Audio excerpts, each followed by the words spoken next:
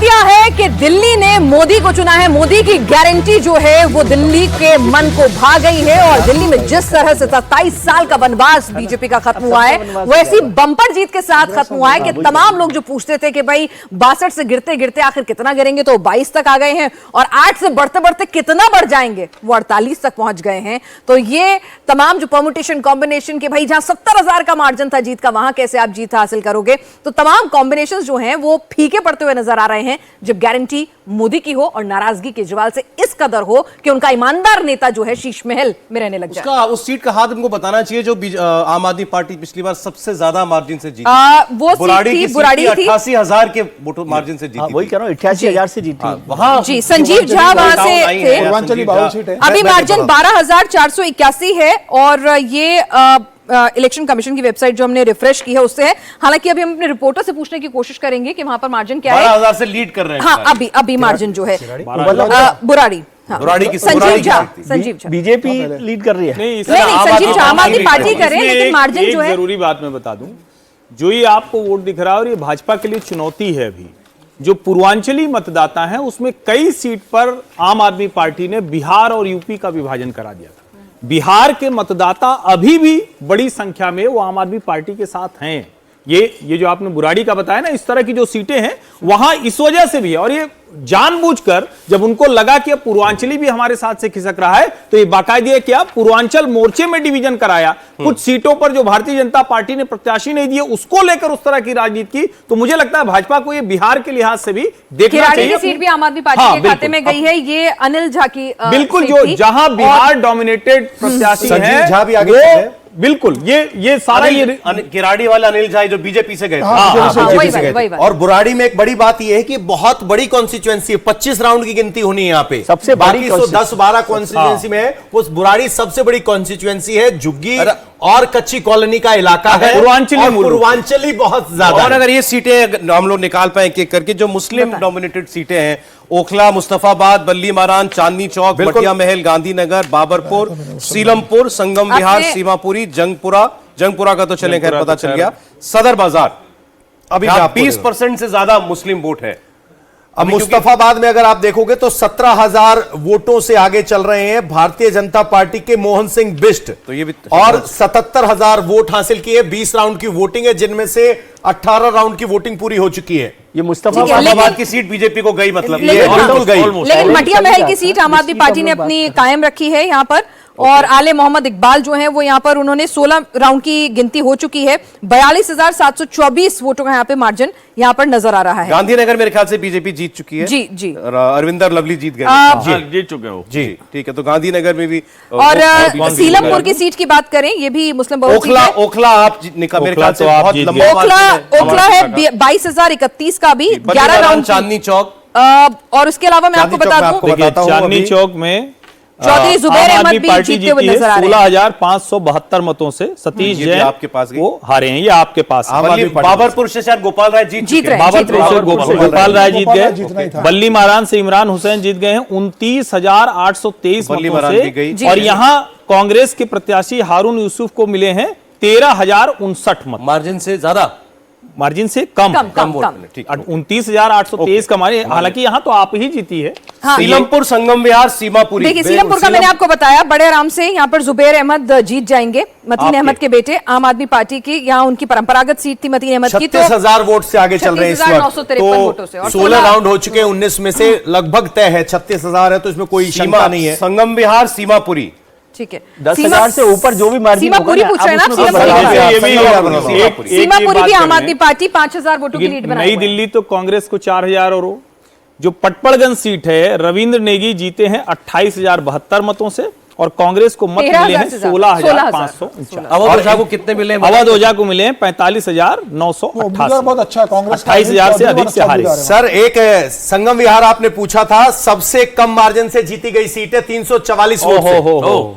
ये तो ठीक है 344 तो चलिए, तो यहां पर हार जीत किसकी हुई है ये आप अपनी स्क्रीन पर देख सकते हैं। लगातार हम आपको टैली दिखा रहे हैं, लेकिन यहां पर जो लड़ाई अरविंद केजरीवाल ने, शायद यह गलती कहीं ना कहीं कर दी थी कि अरविंद केजरीवाल ने जेल से निकलने के बाद इस पूरी लड़ाई को मोदी वर्सेस केजरीवाल बना दिया था। तो एक ऐसी शख्सियत जो जनता के बीच में लोकप्रिय है, जिस पर जनता भरोसा करती है, जिसकी अपनी क्रेडिबिलिटी और डिलीवरेबल्स हैं, अगर आप वहां लड़ रहे हैं तो नतीजा क्या होगा ये सामने विजय जी दिख रहा है। जिससे वो बचते थे इससे पहले बचते रहे थे, पहले कहते थे केंद्र में मोदी, दिल्ली में केजरीवाल। बीच में काफी समय उन्होंने मोदी वर्सेस केजरीवाल को छोड़ दिया था एक तरह से, लेकिन वो चुनाव आते आते, और फिर बीजेपी की भी स्ट्रेटेजी रही ना कि बीजेपी ने इसको मोदी वर्सेस केजरीवाल बनाया, क्योंकि बीजेपी के पास कोई चीफ मिनिस्टरियल कैंडिडेट नहीं था, तो वो उस लड़ाई को कैसे आगे बढ़ाते, तो उन्होंने मोदी वर्सेस केजरीवाल कर दिया। और मोदी वर्सेस केजरीवाल होगा तो जाहिर है मोदी उस पर बहुत भारी पड़ने वाले हैं, और उसी का नतीजा यहाँ पर आपको दिखाई दे रहा है कि बीजेपी का क्या 5 फोल्ड 6 फोल्ड में जी पूरा नतीजा बढ़ा, 8 से 48 हो गया, 6 फोल्ड। विजय जी, जो एक चीज, एक फैक्टर और समझना पड़ेगा। देखिए, 2 राष्ट्रीय बड़ी पार्टियां हैं इस देश की, पुरानी पार्टियां, 140 साल पुरानी है और एक 39-40 साल पुरानी है। अभी तो आम आदमी मैं पार्टी बता रहा हूँ, पार्टी है। आप अभी रिसेंट जो घटनाएं हैं, हालिया घटना, उसको समझिए। चंडीगढ़ में मेयर का चुनाव होता है, कांग्रेस के 3 पार्षद उठ के वोटिंग करते हैं, चले जाए बाद में, लेकिन आज तो दिल्ली नहीं, मैं दिल्ली पे आ रहा हूँ, दिल्ली पे आ रहा हूँ। वो होता क्या है कि साहब मेयर उनका हो गया, सीनियर मेयर और डिप्टी मेयर कांग्रेस का हो गया, ये गठबंधन हुआ, तरीके से हुआ। सिमिलरली एक पार्टी जो ग्रो अप हो रही है, जो इन दोनों पार्टीज को चैलेंज कर रही थी, चैलेंज बन रही थी, उसने पहले तो टाई अप करके देखा कोई आम आदमी पार्टी के साथ जाने से हमें कुछ लाभ मिलता नहीं मिलता है। अदर स्टेट्स में भी कमोबेश वही स्थिति कांग्रेस की रही। जब उनको दिखाई दिया कि हमें कोई बहुत बड़ा बेनिफिट मिला नहीं है, तो 2 पार्टियां जो 2 सीनियर्स होते हैं, वो नए जूनियर को जल्दी पनपने नहीं देते। सर, आप गलत जानकारी दे रहे हैं। आप एक काम कीजिए, सुनिए ना सर, 22 सीटें है ना, मैं कह रही हूँ 40 सीटों का नुकसान हो रहा है, आप 10 जोड़ लीजिए। चलिए, 10 कांग्रेस की वजह से आपके नुकसान होंगे, तब भी आप दूर है ना। अभी इसको एनालाइज करना पड़ेगा। करेक्ट कर दूं, चंडीगढ़ का जो मेयर का चुनाव हुआ था, उसमें आम आदमी पार्टी के 3 पार्षदों ने वोट देके पहले भारतीय जनता पार्टी का मेयर बनाया, और उन्हीं 3 पार्षदों ने कांग्रेस को वोट देके कांग्रेस का डेप्यूटी मेयर बनाया। आम आदमी पार्टी के पार्षद ने कांग्रेस का कोई कंसर्न नहीं है, ये आम आदमी पार्टी के विधायकों ने करा। केजरीवाल पर लौटते हैं हर्षवर्धन जी, यहां से अब राष्ट्रीय राजनीति में केजरीवाल की हैसियत, इंडी गठबंधन में केजरीवाल की हैसियत, कद कहां जाने वाला है? देखिए, मुझे लगता है एक तो ये कि अब सबका समर्थन लेने के बाद भी केजरीवाल जीत नहीं पाए। अखिलेश जी भी वहां से चल के आए थे, बेचारे ये भी भूल गए कि मिल्कीपुर में भी चुनाव है, वहां निपटे, यहां निपटा के चले गए। अरविंद केजरीवाल अब एक तरह से कहें तो जो माइनस कांग्रेस गठजोड़ है, उसके साथ कोशिश करेंगे कि वो उनके मुद्दों पर खड़े रहें।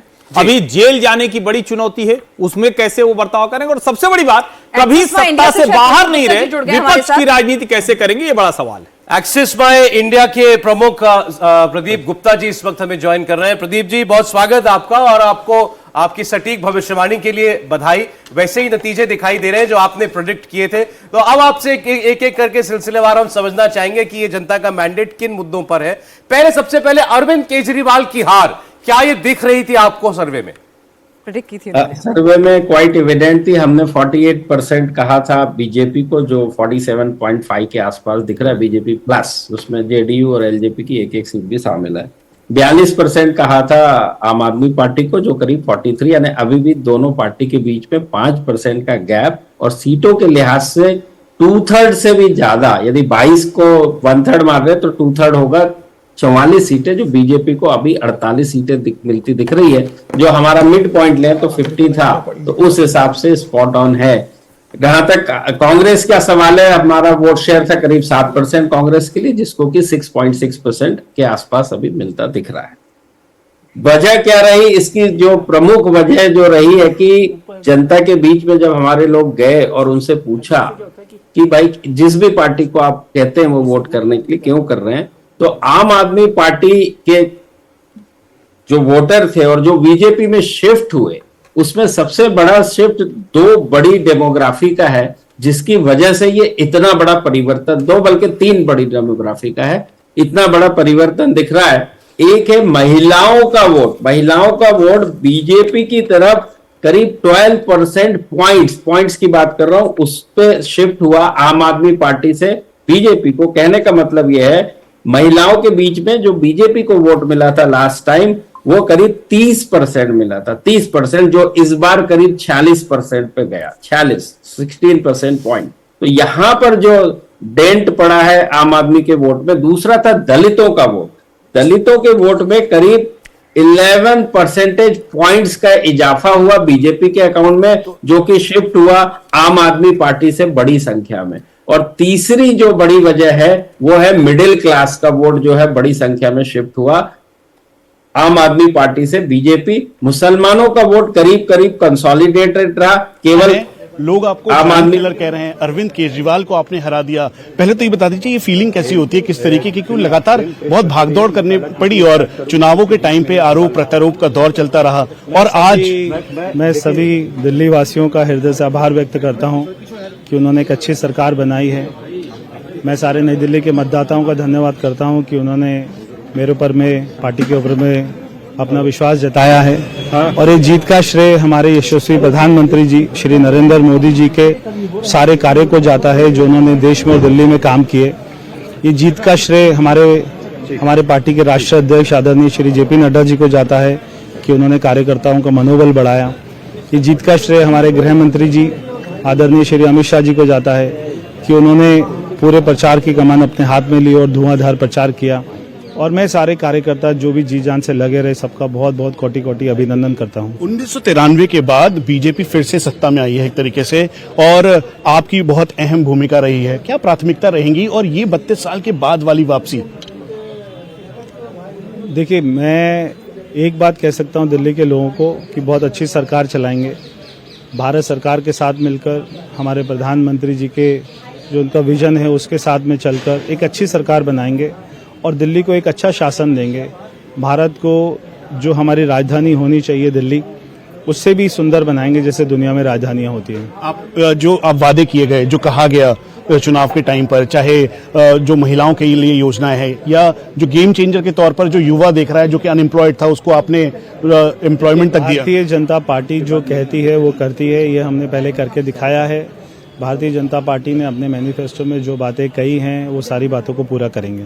आप घोटालों की बात कर रहे हैं, क्या उसकी जांच होगी? अमित शाह जी और जेपी नड्डा से आपकी क्या?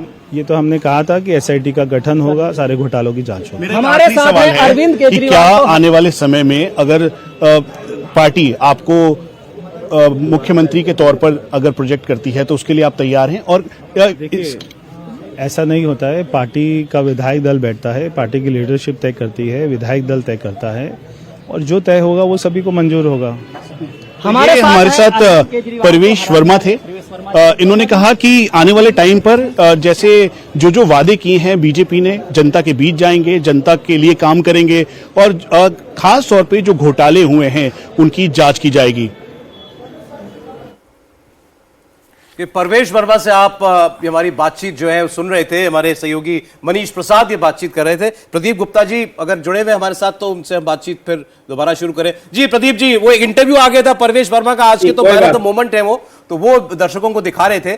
आपने बताया 3 बड़ी डेमोग्राफी शिफ्ट हुई, महिला, दलित और मिडिल क्लास, जिसकी वजह से बीजेपी जीती। ये 3 बातें। और जो सबसे बड़ी बात थी कि आपने पूछा केजरीवाल जी को क्यों वोट नहीं कर रहे इस बार, तो उन्होंने कहा अब वो केजरीवाल नहीं रहे। उसकी 3 प्रमुख वजह थी और हम लोग आगे भी टटोलते हैं, थोड़ी कोशिश करते हैं जानने की कि क्यों केजरीवाल नहीं रहे।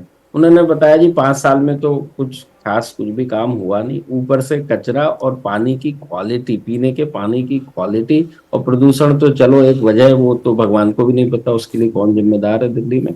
उसके बाद जो बड़ी बातें थी कि उन्होंने पंजाब में आम आदमी पार्टी ने चुनाव के पहले 22 के 1000 रुपए कहा महिलाओं के अकाउंट में जाने के लिए, वो गए नहीं उनके अकाउंट में। और जब मीडिया आप लोगों ने पूछा उनके सभी शीर्ष नेतृत्व से लेके प्रवक्ताओं तक, तो बड़ा कैजुअल जवाब दिया उन्होंने, कर देंगे, क्या जल्दी है, 5 साल के लिए चुन के भेजा है, ये एक अप्रोच।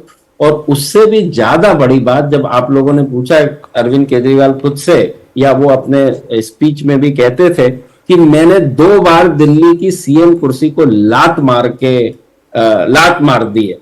इसका मतलब आप समझिए कि जनता की कितनी बड़ी इंसल्ट है। भाई साहब, जनता ने आपको भेजा था बना के, जनता ने आपको विश्वास किया, आप उस मैंडेट को कह रहे हैं कि लात मार दी। तो ये जो क्रेडिबिलिटी लॉस और जो ये शिफ्ट हुआ द पोजीशनिंग ऑफ आम आदमी पार्टी और अरविंद केजरीवाल की, ये बहुत बड़ी वजह। और उसके ऑन द कंट्री बीजेपी ने जो प्रॉमिस किया 2500 रुपए, और कांग्रेस ने भी 2500 रुपए महिलाओं के लिए प्रॉमिस किया उनके अकाउंट में हर महीने, तो बीजेपी की जो क्रेडिबिलिटी, तो देखिए आप क्या कहते हैं और क्या करते हैं, उसी से दुनिया में क्रेडिबिलिटी या विश्वसनीयता बनती है, किसी भी व्यक्ति की हो, ब्रांड की हो, पार्टी की हो।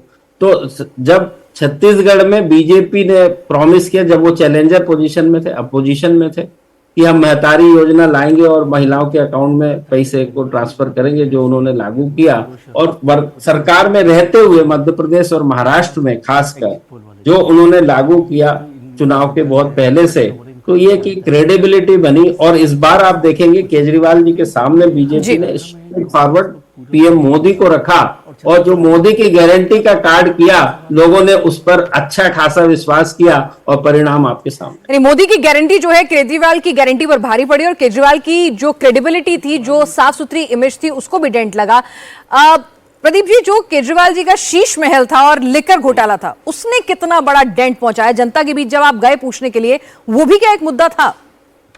जी जरूर मुद्दा था, क्योंकि मैंने कहा ना क्या कहते हैं और क्या करते हैं। तो केजरीवाल जी ने जो पोजीशनिंग की थी आम आदमी पार्टी की, आम आदमी की तरह हम रहेंगे, गाड़ी बंगला कुछ नहीं लेंगे, तो मैं शीश महल तो नहीं ये कहूंगा कि जो बंगला बनाया वो इतना आलीशान था कि वो ये तो कम से कम नहीं कह सकते कि अब हम आम आदमी रह गए, अब तो हम खास बन गए। एक वो, दूसरा भ्रष्टाचार ईमानदारी के उसके ऊपर आई थी ये पार्टी, तो कहीं ना कहीं इसका भी डेंट लगा है। एग्जैक्ट भ्रष्टाचार एक ऐसी चीज होती है जो पूरी अक्रॉस द डेमोग्राफी को टच नहीं करती है, तो उसके बारे में कह पाना कि डेंट तो जरूर पड़ा, बट कितना पड़ा ये कहना पाना मुश्किल। हम देख रहे हैं दलित वोट में भी, जहां रिजर्व सीटें हैं वहां पर भी बीजेपी जो है अच्छा परफॉर्म कर रही है, तो उस वोट बैंक को कैसे अपनी तरफ बीजेपी कर पाने में कामयाब रही? वहां क्या नाराजगी रही केजरीवाल से, क्योंकि वो सीटें 12 की 12 केजरीवाल के पास थी? देखिए, जैसे मैंने कहा कि नाराजगी का वही सवाल है कि दलितों भी, वो भी आखिरकार उनको भी फायदा मिलने वाला है उनके अकाउंट में पैसे आने का, उनको भी सारी सरकार की व्यवस्थाएं और सुविधाएं, खासकर राज्य सरकार वर्सेस केंद्र सरकार, उसमें साफ साफ अंतर नजर आया। तो जैसे मैंने कहा कि दलित, महिलाएं और मिडिल क्लास, ये तीन डेमोग्राफी, आप ये देखिए जो भी सुविधाएं होती है जिनकी मैं बात कर रहा हूँ, बेसिक सुविधाएं जिसको आप कहते हैं कि बेसिक अमेनिटीज, ये सबको छूती है। रोड की क्वालिटी, पानी पीने की क्वालिटी, बिजली और स्वास्थ्य, शिक्षा, ये अक्रॉस द बोर्ड करीब करीब सबको छूती हैं। और उसका ये आप असर देख पा रहे हैं कि लोग कंपेयर करते हैं, जी आपने क्या कहा, क्या किया, और दूसरी सरकारें क्या दे रही, केंद्र सरकार, राज्य सरकार, एमसीडी, और एमसीडी में भी आम आदमी पार्टी है, तो कचरा और गार्बेज कलेक्शन जो कि जिम्मेदारी म्युनिसिपैलिटी की है, जो बहुत बड़ी संख्या में लगातार इसको लेके दिल्ली, अक्रॉस द दिल्ली लोग परेशान रहे। जी प्रदीप जी, सवाल आपसे ये भी है कि मुस्लिम वोट जो है वो उसका क्या रुझान दिल्ली के अंदर रहा है, और इसमें कांग्रेस कहां आती है पिक्चर में?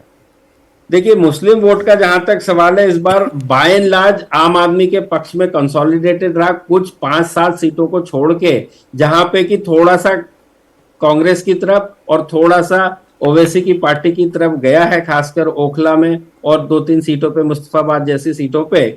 और जो 73% इस बार मुसलमानों के बीच में आम आदमी पार्टी को वोट मिला है, जो कि 5% कम है, पिछले पॉइंट्स कम है पिछले बार के मुकाबले। 4 गया हुआ है वो कांग्रेस की तरफ, और करीब 3 गया हुआ है ओवैसी की तरफ, अदर्स को, अन्य पार्टियों को। हाँ, ओवैसी उसमें सबसे बड़े वो हैं, और कांग्रेस ने भी मुस्लिम वोट को पिछले बार से 2 पॉइंट लॉस किया था, इसलिए आप देखेंगे अदर्स को, अन्य पार्टी में जो है ओवैसी की पार्टी को ये जो कुछ वोट का एब्सोल्यूट के, उन्होंने जो 2500 रुपए और 2 सिलेंडर। नहीं है सर आपसे कि आपने कहा उस एग्जिट पोल में कि 33% लोग दिल्ली के अरविंद केजरीवाल साहब को मुख्यमंत्री बनाना चाहते हैं। सबसे ऊपर थे वो, परवेश वर्मा 13% पे थे, मनोज तिवारी 12% पे थे।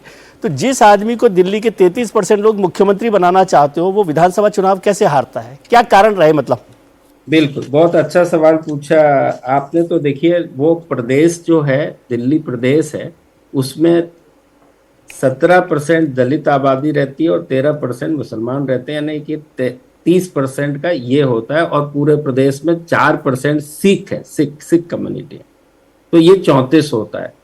और दिल्ली, नई दिल्ली खुद की सीट की बात करें तो ये डेमोग्राफी आधी हो जाती, ये जो 33 उठ के करीब करीब 15 और 17 हो जाता है। एक बात। दूसरी बात है कि नई दिल्ली सीट के ऊपर बड़ी संख्या में सरकारी एम्प्लॉइज है, middle class, upper middle class है। दूसरी सबसे डेमोग्राफी का जो शिफ्ट है ये है।